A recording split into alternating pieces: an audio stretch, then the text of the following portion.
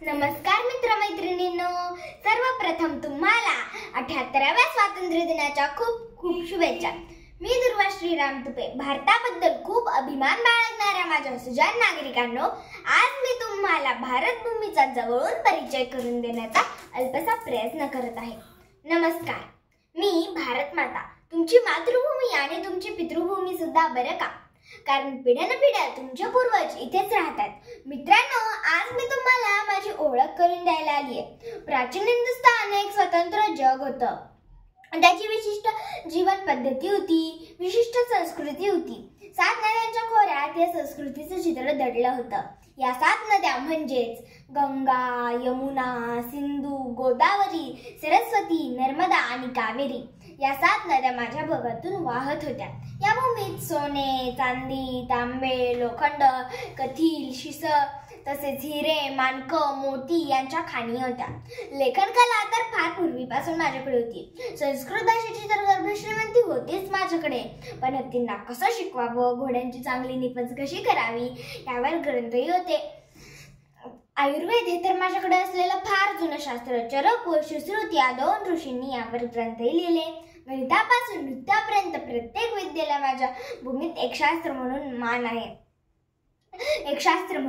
आहे।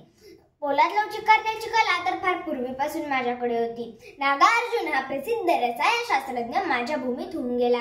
खगोल ज्योतिषशास्त्राचा इथे विशेष अभ्यास होता।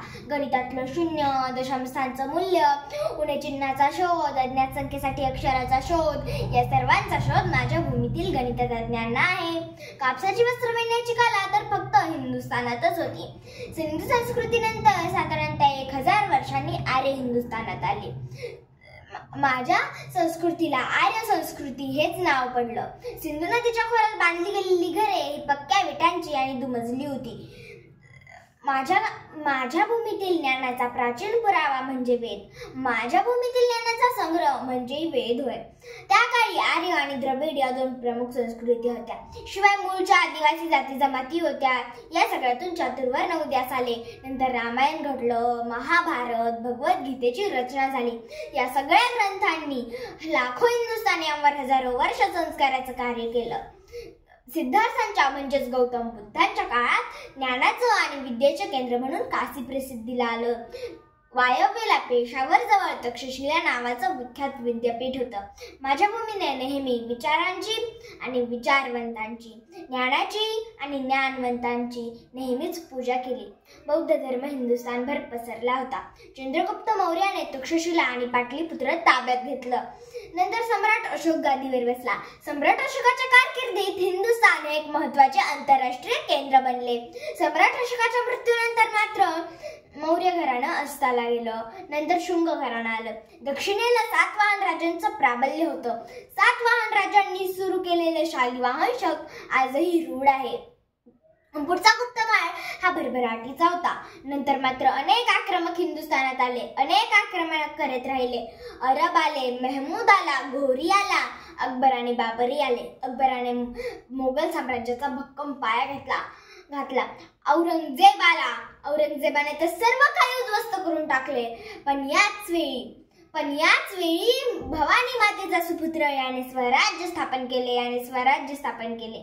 औरंगजेबाच्या मृत्यूनंतर मात्र मोगल साम्राज्य अस्ताला गेलं। पण ब्रिटिशांची आरमार सत्ता त्या काळी प्रबळ होत गेली। हळूहळू ब्रिटिश सर्व भूभागावर पसरू लागले आणि सर्व लोक शेतीकडे वळाले आणि या बेकारांचा बोजा शेतीवर पडला। औद्योगिक वाढीसाठी लागणारं सर्व काही माझ्या भूमीत होतं, पण या ब्रिटिश धोरणामुळे सर्व गती उलटी झाली। हिंदुस्थानाला खच्ची करून टाकलं ब्रिटिशांनी। पण 1857 रोजी हिंदी सैनिकांनी उठाव केला, पण त्याचाही ब्रिटिशांनी बिमोड केला। नंतर मात्र अनेक क्रांतिकारक लढले, झगडले आणि 1947 रोजी माझा भारत स्वतंत्र झाला।